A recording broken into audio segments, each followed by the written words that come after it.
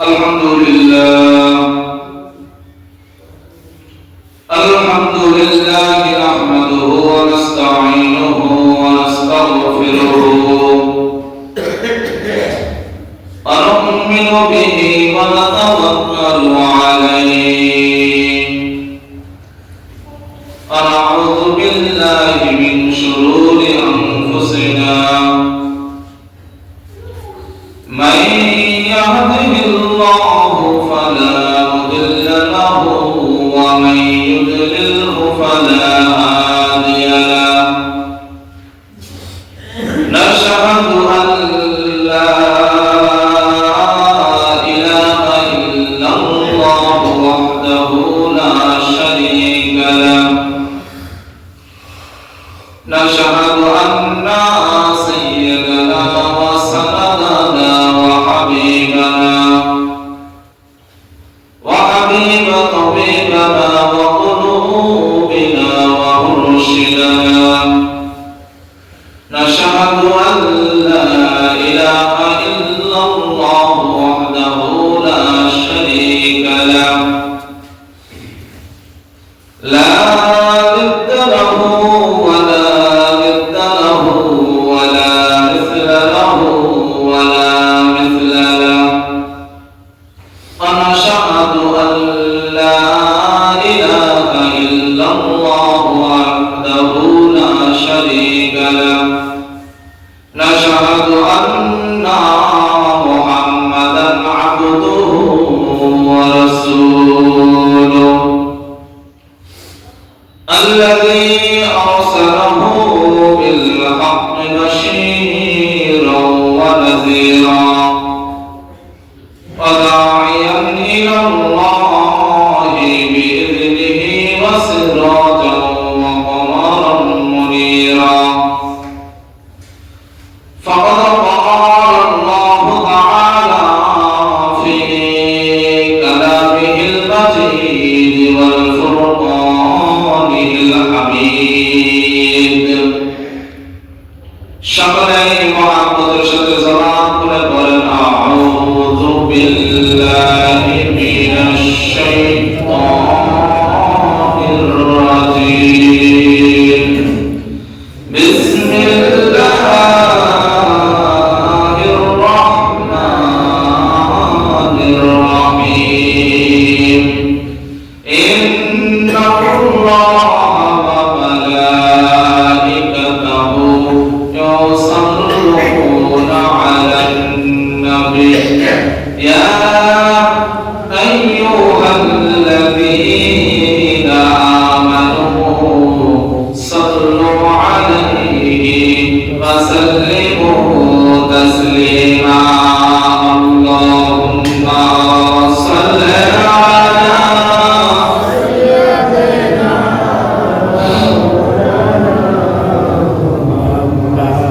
وعلى آل سيدنا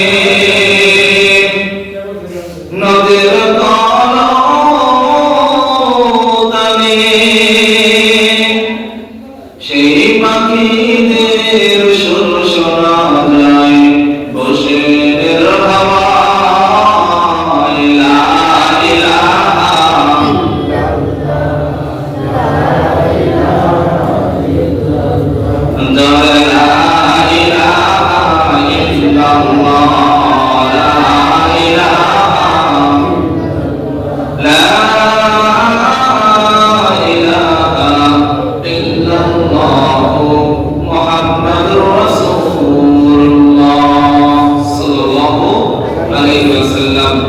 আলহামদুলিল্লাহ, আল্লাহ তাআলার দরবারে লাখ কোটি শুকরিয়া যে মহান রব্বুল আলামিন আমাদেরকে ভালোবেসে মায়া করে মহব্বত করে দুনিয়ার সমস্ত কাজ থেকে বারণ করে সমস্ত বিপদ আপদের হাত থেকে হেফাজত করে যে মহান রব্বুল আলামিন আমাদেরকে পবিত্র অবস্থায় আযানের সঙ্গে সঙ্গে বাড়ি থেকে বাইরে মসজিদ পর্যন্ত নিয়ে আসলেন। ওই মহান সত্তা, ওই মহান রবের দরবারে সকলে অন্তর থেকে কৃপণতা বক্রতা ছেড়ে দিয়ে জোরে জোরে শুকরিয়া আদায় করে জোরে আলহামদুলিল্লাহ। লক্ষ করে দরুদ সালাম মুহতারাম মাওলানা বিশারি সাইয়্যিদুল মুরসালিন খাতামান নবিয়্যিন আখির জামান আর পয়গম্বর হুদা আল-সাওদা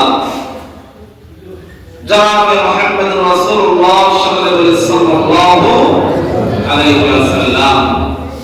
আল্লাহ পাক রব্বুল আলামিন আমাদের সবাইকে ভালোবাসে, ঠিক না? কারো সন্দেহ আছে? কোন সন্দেহ নাই? ঠিক একই রকম ভাবে আমরা আল্লাহ তাআলাকে ভালোবাসি, কোন সন্দেহ আছে? এখানে সন্দেহ আছে না? আপনি যতই কম না আমি আছে। যদি সন্দেহ যদি না থাকে তাহলে আমাদের সময় শুক্রবারের দিন যেমন মুসল্লি পাওয়া যায় অর্ধেক টাইমে পাওয়া যায় না। বুঝলাম না? আপনি কইলেন আপনার হাত ছাড়ানো হতে গেলে আপনার সম্ভব না। আমরা আল্লাহকে ভালোবাসি, আমরা মুসলমান, ঠিক না? ভালোবাসি ওই সময় যদি কখনো দেখি যে আমার আল্লাহকে কেউ গালি দিচ্ছে, আমি নামাজ পড়ি বা না পড়ি, আমি রোজা রাখি বা না রাখি, যাকাত দেই বা না দেই, আমার সামনে আমি মুসলমান ঘরের সন্তান, আমার সামনে যদি আমার প্রভুকে কেউ গালি দেয় আমার আপনার অন্তরে সহ্য এজন্য আল্লাহ পাক রব্বুল আলামিন আমাদেরকে সবাইকে ভালোবাসেন, আমরা আল্লাহকে ভালোবাসি। কিন্তু আল্লাহ তাআলার ভালোবাসার কোনো শেষ নাই, আমাদের ভালোবাসার শেষ আছে। আল্লাহ পাক রব্বুল আলামিনের কত আদেশ, উপদেশ, হুকুম, আহকাম, বিধান আমরা অমান্য করছি। আল্লাহ কি কখনো কইছে বান্দা তুই আমার ইবাদত করিস না, তুই আমার হুকুম মানিস না, তুই আজকে থেকে আমার কোন নিয়ামত ব্যবহার করতে পারবি? বলছে কখনো? কখনো বলে নাই। কিন্তু আমি আপনি যদি বিপদে পড়ি আপনাকে বলি যে আমাকে চোখে দেখে আপনার চোখে দেখে না, এটাই ভালোবাসার নমুনা। তা করতেছেন আমি বোঝাচ্ছি আপনাদেরকে। আমি যেটা বোঝাতে চাচ্ছিলাম সেটা হচ্ছে আল্লাহ পাক রব্বুল আলামিন আমাদেরকে ভালোবাসেন, আমরা সেই পরিমাণ ভালোবাসার শুকরিয়া আদায় করতে পারি না। এটা আমি হুজুর, এটা আমিও স্বীকার করতে লাগতো, কারণ আল্লাহ আমাকে যতটুকু নিয়ামত দিয়েছেন সেই নিয়ামতের শুকরিয়া আমিও আদায় করতে পারি। কিন্তু এরপর একটা বিষয় সেটা হচ্ছে আমাকে আপনাকে চেষ্টা করতে হবে যাতে করে আল্লাহ পাক রব্বুল আলামিনের হুকুমগুলো মানতে পারি। এতটুকু চেষ্টা আমার আপনার ভিতরে কি করতে হবে? থাকতে হবে। আল্লাহ পাক রব্বুল আলামিন বান্দাদেরকে অত্যন্ত ভালোবাসেন, আর বান্দাদেরকে অত্যন্ত ভালোবাসেন বিধায় প্রত্যেকটা বান্দাদের জন্য যুগে যুগে যুগে যুগে আল্লাহ পাক রব্বুল আলামিন নবী রাসূল পাঠিয়েছিলেন, ঠিক না? এই নবী রাসূলদের কাজ ছিল শুধুমাত্র একটাই, গুনাহগার উম্মতদেরকে জাহান্নামের পথ থেকে দূরে সরাই কেমন করে জান্নাতের পথে নিয়ে যাওয়া যায়। তাদের কোনো উদ্দেশ্য ছিল না, তাদের কোনো স্বার্থ হাসিল ছিল না, এখানে শুধুমাত্র উদ্দেশ্য তার গুনাহগার উম্মতদেরকে কেমন করে জান্নাতে নিয়ে যাওয়া যায়, এর বেশি কিছু না। ঠিক আমাদের ভাবে আল্লাহ পাক রব্বুল আলামিন অগণিত নবী রাসূল প্রেরণ করেছিলেন। অগণিত রাসূলের ভিতরে আল্লাহ পাক রব্বুল আলামিন আমাকে আপনাকে এমন একজন উম্মত হিসেবে গ্রহণ করে নিয়েছেন। আল্লাহ পাক রব্বুল আলামিন আমাদের মাঝে বলেন, বান্দা তোমাদের মাঝে আমি যে নবীকে সর্বশেষ গ্রহণ করলাম এই নবীর পরে আর দুনিয়ার জমিনে কোনো নবী আসবে না। অর্থাৎ সাইয়্যিদুল মুরসালিন আখির জামানার পয়গম্বর হুদা আল-সাওদা মুহাম্মদ মুস্তাফা সাল্লাল্লাহু আলাইহি ওয়াসাল্লাম, তিনার পরে কোনো নবী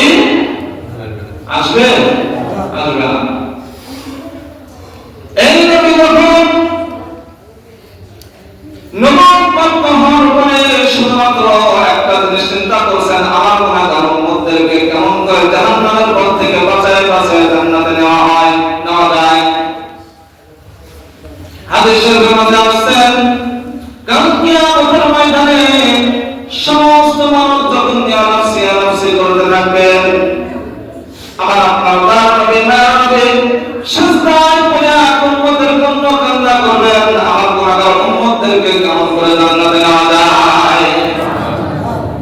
আমরা দয়ার নবীকে আমরা পেয়েছি, অন্যান্য নবী অন্যান্য উম্মত সবাই নাফসি নাফসি করতে থাকবে, কিন্তু আমার আপনার নবী দয়ার নবী উম্মতের জান্নাতের জন্য আল্লাহ তাআলা দরবারে সিজদায় পড়ে থাকবে। এখান থেকে আমাকে আপনাকে শিক্ষা নিতে হবে যে নবী আমাদেরকে বিনা শর্তে বিনা কারণে এত ভালোবাসতে পারেন, সেই নবীর ভালোবাসা যদি আমি আপনি অন্তরের মাঝে একটু রাখতে পারি, আল্লাহ পাক রব্বুল আলামিন আমাকে আপনাকে ওই নবীকে ওই রাসূলকে ভালোবাসার কারণে আমাকে আপনাকে জান্নাত দিতে দুইবার ভাববেন না। আমার একদম আল্লাহ পাক রব্বুল আলামিন দুনিয়ার জমিনে প্রত্যেকটা মানুষকে কেমন ভালোবাসেন একটা ঘটনা বললে আপনাদের বুঝে আসবে। আল্লাহ পাক রব্বুল আলামিন জিবরাইল আমিনকে আজরাইলকে ডাকতে বলেন, আজরাইল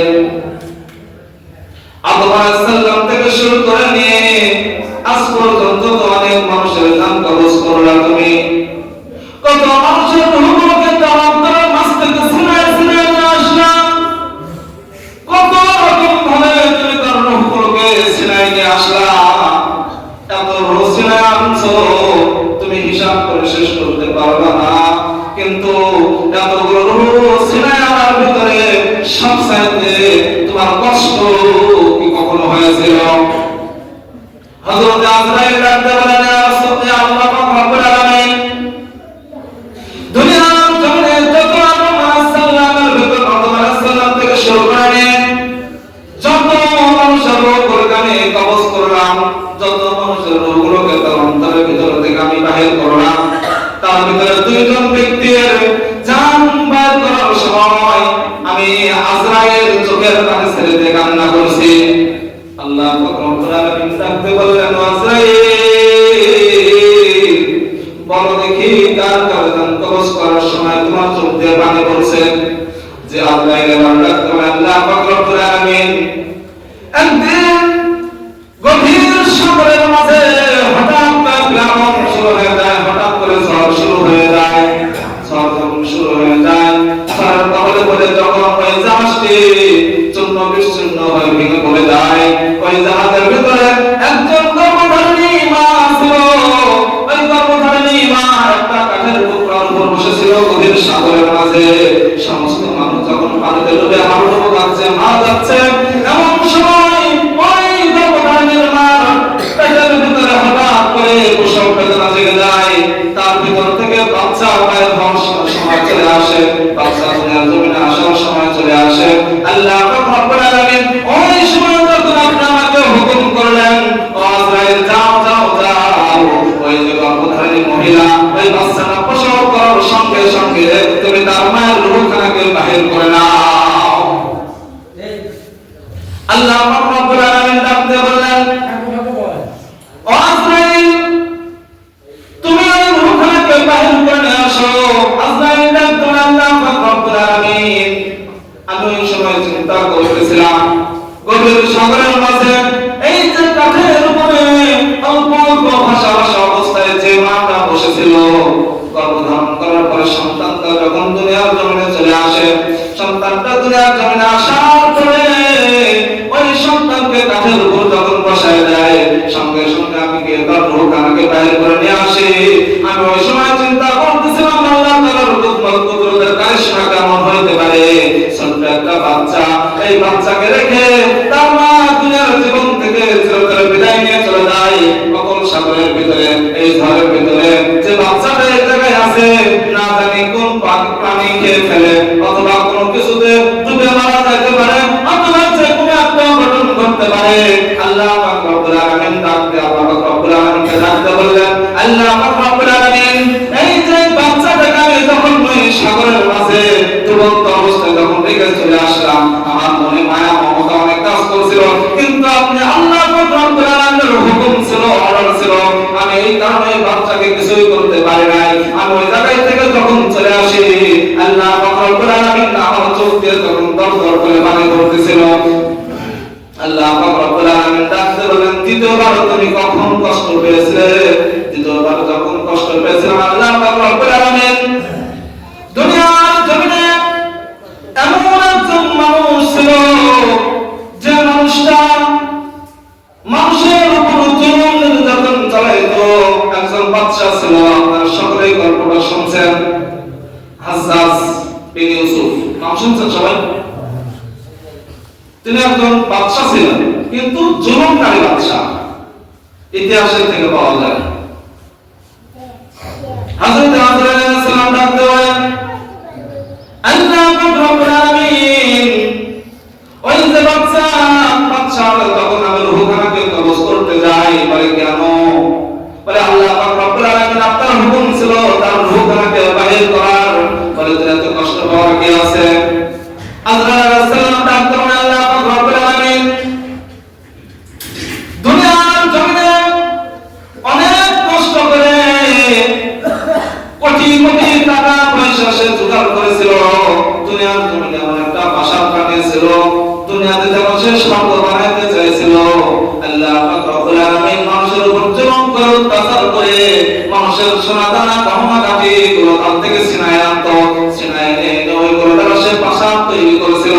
আল্লাহ পাক রব্বুল আলামিন প্রাসাদটা যখন নির্মাণ হয়ে গেছে, প্রাসাদটা নির্মাণ হওয়ার পরে আপনার ওই বান্দা যখন ঘোড়ায় করে চলে ওই ঘরের ভিতরে যখন প্রবেশ করবে, একটা পা যখন ঘোড়ার উপরে আর একটা পা যখন তার সিংহাসনের উপরে রাখতে যাবে, আপনার অর্ডার হয়ে যায়, ও আজরাইল যাও যাও যাও, ওই বান্দার রূহখানাকে তুমি তার ভিতর থেকে বাইরে করে নাও, সে যেন ওই প্রাসাদের ভিতরে প্রবেশ করতে না পারে। আল্লাহ পাক রব্বুল আলামিন ওই অবস্থায় আমি আমার সর্বস্ব টাকা ব্যবহার করে যখন তার রূহখানাকে আমি আনতে যাই, আনতে যাওয়ার পরে তার রূহখানাকে যখন আমি নিয়ে আসি, ওই রূহখানা আনার সময় আমার প্রচুর পরিমাণে কষ্ট হয়েছে। আল্লাহ পাক রব্বুল আলামিন ডাকতে বলেন, আজরাইল তুমি কি জানো এই জালেম বাদশাটা কে? আজরাইল আলাইহিস সালাম ডাকলেন, আল্লাহ পাক রব্বুল আলামিন তাও জানে না এটা কে। আল্লাহ পাক রব্বুল আলামিন ডাকতে বললেন, আজরাইল আজরাইল তুমি ওই যে প্রথমে একটা নারীর জান যে কবজ করছো, কষ্ট পাইছো, মাছ নদীর মাঝে যে বাচ্চাকে রেখে আসছিলাম, ওই বাচ্চাকে আমি ভাষাইতে ভাষাইতে নদীর কিনারে আনছি, নদীর কিনারে আনার পরে তাকে বাঘের দুধ খাওয়ায় তাকে বড় করছি। সুবহানাল্লাহ। শুধু তাই নয়, ওই বাঘ তার সন্তানের মতন ওই মা ওকে লালন পালন করছে, দুনিয়াতে বড় হওয়ার পরে সে তখন জালেম বাদশা হয়ে গেছে, আমি আল্লাহকে ভুলে গেছে। ও আজরাইল শোনো, ওই যে সে বাচ্চাকে রেখেছো, ওই ছোট বাচ্চা আরে হাজ্জাজ দুইজনে একই মানুষ। সুবহানাল্লাহ।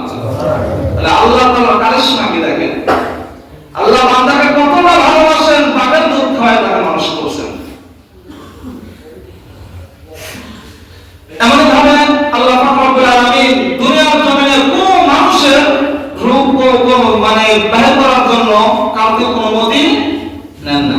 আমার আপনার সামনে যখন অনুমতি নেবে না, বলি ভাই আমাকে আবার 20 দিন আগে থাকায় আমরা যখন গল্পের টাকা ধার নিয়ে এবার 20 দিন 15 দিন সময় দেই, অথবা কোনো মানুষ যদি আসতে বলে ভাই তুই যেখানে আসিস সকালবেলা জানাস আমি যা রিসিভ করবো, এমন না? কিন্তু আল্লাহ পাক রব্বুল আলামিন বান্দার জন্ম মৃত্যু নির্ধারণ করে দিয়েছেন, এটা আমি কেউ জানি না, কেউ জানি না। শুধুমাত্র একজন ব্যক্তিকে আল্লাহ পাক রব্বুল আলামিন তার হুকুম নিয়ে তার রূপায়ণ করেছিলেন, সেই মানুষটা আর কেউ নয়, আখির জামানের পয়গম্বর দো জাহানের সরদার জনাবে মুহাম্মদুর রাসূলুল্লাহ সাল্লাল্লাহু আলাইহি ওয়াসাল্লাম। যখন আল্লাহ পাক রব্বুল আলামিনের পক্ষ থেকে হুকুম হওয়ার হইল, আজরাইল আলাইহিস সালাম যখন রাসূল আকরাম সাল্লাল্লাহু আলাইহি ওয়াসাল্লামের দরবারে চলে আসলেন, রাসূল সাল্লাল্লাহু আলাইহি ওয়াসাল্লামকে যখন সালাম জানালেন, সালাম জানায় বললেন, ইয়া রাসূলুল্লাহ ইয়া হাবিবাল্লাহ, আল্লাহ পাক রব্বুল আলামিনের পক্ষ থেকে হুকুম এসেছে আপনার রূহখানাকে নিয়ে যাওয়ার জন্য। আপনাকে আল্লাহ পাক রব্বুল আলামিন আলামিনের সঙ্গে দিদার করানোর জন্য।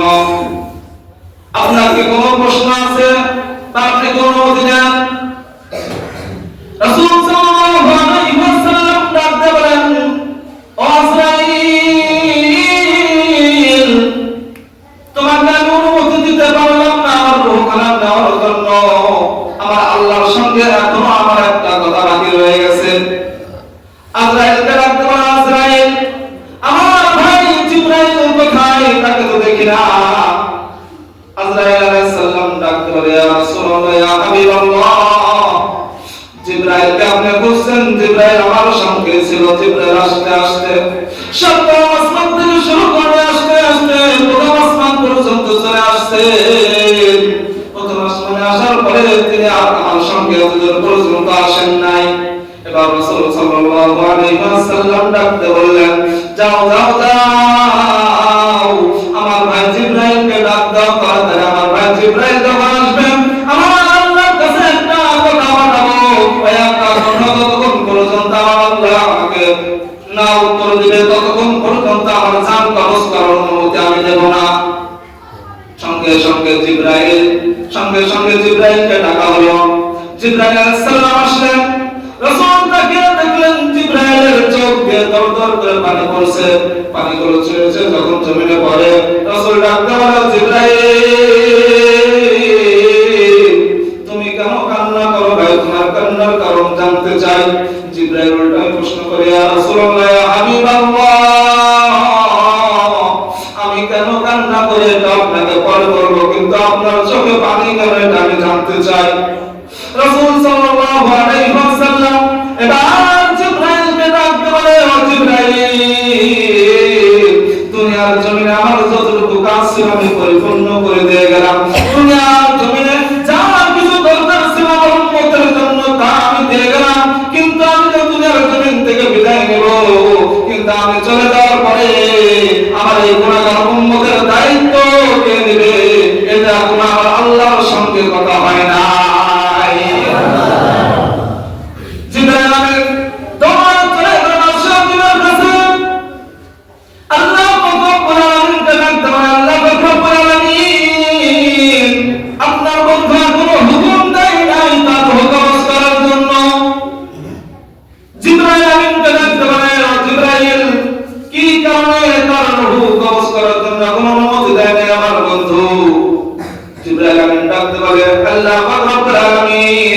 আপনার বন্ধু একটা প্রশ্ন পাঠিয়েছেন, আপনার বন্ধু যে দুনিয়ার জমিন থেকে বিদায় নিয়ে আপনার দরবারে চলে আসবেন, কিন্তু আপনার দরবারে আসার পরে দুনিয়ার যে গুনাহগার এতিম উম্মতগুলো থাকবে, এই এতিম উম্মতগুলোর দায়িত্ব কে নেবে?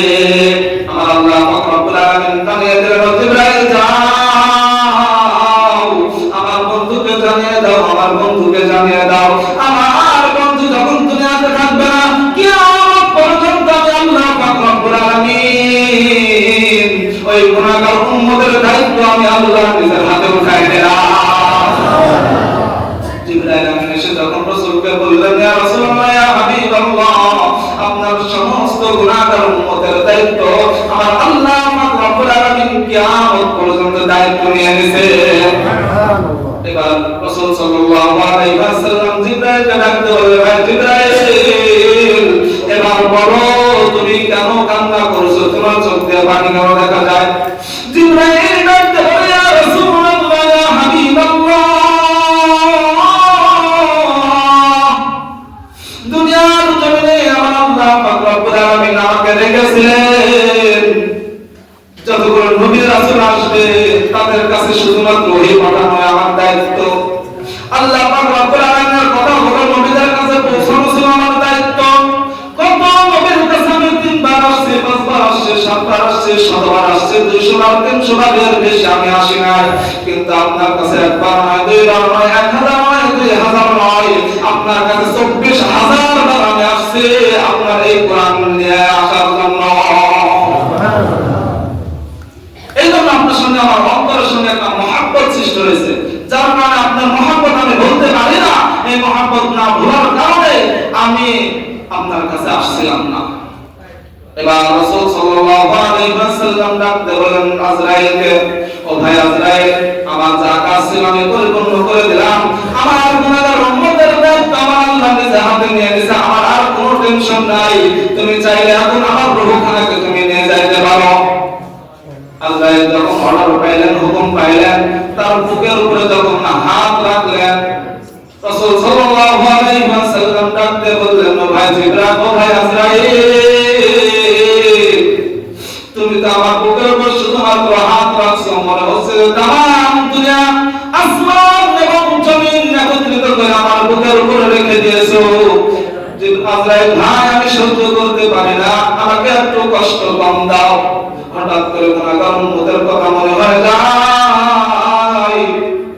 আজরাইলকে ডাকতে বলে, ভাই আজরাইল, তুমি আমাকে যেমন ভাবে কষ্ট দিচ্ছ, না জানি এমন করে কষ্ট দিয়ে যদি আমার গুনাহগার উম্মতের রূহখানাকে তুমি যদি বাহির করো, আমার গুনাহগার উম্মত হয়তো এই কষ্ট সহ্য করতে পারবে না। ও ভাই আজরাইল, তুমি আমাকে আমার মৃত্যুর পূর্বে একটা কথা দাও। আমি যখন মৃত্যুবরণ করবো, আমাকে যত কষ্ট দাও, আমার আল্লাহ আমাকে ধৈর্য ধারণ করার শক্তি দিয়েছে, কিন্তু আমাকে কথা দিতে হবে আমার গুনাহগার উম্মতকে এত কষ্ট দিয়ে তার রূহ বাইর করা যাবে না। এবার আল্লাহ রাসূলুল্লাহ বলেন, ইয়া রাসূলুল্লাহ, ইয়া হাবিবাল্লাহ, আপনার টেনশনের কোনো কারণ নাই। আপনাকে আমি কথা দিলাম, আপনার গুনাহগার উম্মতকে আমি কষ্ট দেব না, কিন্তু শর্ত আছে এখানে দুইটা শর্ত হচ্ছে, এক নম্বরে আপনার সুন্নতকে ভালোবাসতে হবে, আপনার সুন্নতকে আঁকড়ে ধরতে হবে। দুই নম্বরে আপনার যে প্রভু, ওই প্রভুর সমস্ত হুকুম আহকাম মেনে চলতে হবে। যদি আপনার গুনাহগার উম্মতেরা যদি এমন বা আমাদের দুইটা শর্ত যদি পালন করতে পারে, আমি কথা দিলাম, ছোট্ট বাচ্চা যখন তার মায়ের বুকের ভিতরে তার দুধ পান করতে থাকে, তেমন চিন্তাহীন, তেমন কোনো চিন্তা থাকে না। ইয়া রাসূলুল্লাহ, ইয়া হাবিবাল্লাহ, আপনি এমন ভাবে টেনশন করবেন, এমন ভাবে টেনশন ছাড়া থাকতে পারেন, আপনার গুনাহগার উম্মতকে আমি কষ্ট দেব না। কিন্তু আপনার গুনাহগার উম্মতের ভিতরে কিছু মানুষ থাকবে যারা দুনিয়ার জমিনে সব কিছু ছেড়ে দিয়ে আল্লাহকে ভুলে গিয়ে রাসূলের প্রতিপত্তি নিয়ে দুনিয়ার জমিনে পড়ে থাকবে। আমি আজরাইল তাদেরকে যত কষ্ট পারি তাদেরকে কষ্ট দিয়ে আমি তার রোগাকে বাহির করে নেব। নাউযুবিল্লাহ। তাহলে দেখেন রাসূলের কত ভালোবাসা, কত মায়া, কত মহব্বত, আর সেই রাসূলের অনুগত আমি আপনি করতে চাই না। এই ঘটনা দ্বারা আমি এটাই বুঝাতে চাচ্ছিলাম, আল্লাহ রাব্বুল আলামিন আমাকে আপনাকে কতটা ভালোবাসেন, কতটা ভালোবাসে এমন একজন মায়ার নবী, তার নবী রাহমাতাল লিল আলামিন এর উম্মত আমরা হতে পারি, ঠিক কি না? যার কোনো শর্ত ছিল না, কোনো চাওয়া ছিল না, কোনো পাওয়া ছিল না, শুধুমাত্র একটাই উদ্দেশ্য, তার গুনাহগার উম্মতকে কেমন করে জাহান্নামের পথ থেকে সরায় জান্নাতের পথে নিয়ে যাওয়া। কিন্তু আমি আপনি সবই বুঝি, সবই দেখি, সবই করি, কিন্তু মানতে পারি। আল্লাহ রাব্বুল আলামিন আমাকে আপনাদের সবাইকে মানার এবং আমল করার তৌফিক দান করুন। সবাই বলে আমিন। ওয়া মা তাওফিক ইল্লা বিল্লাহ। যারা সুন্নাত পড়ে তারা সালাত আদায় করুন।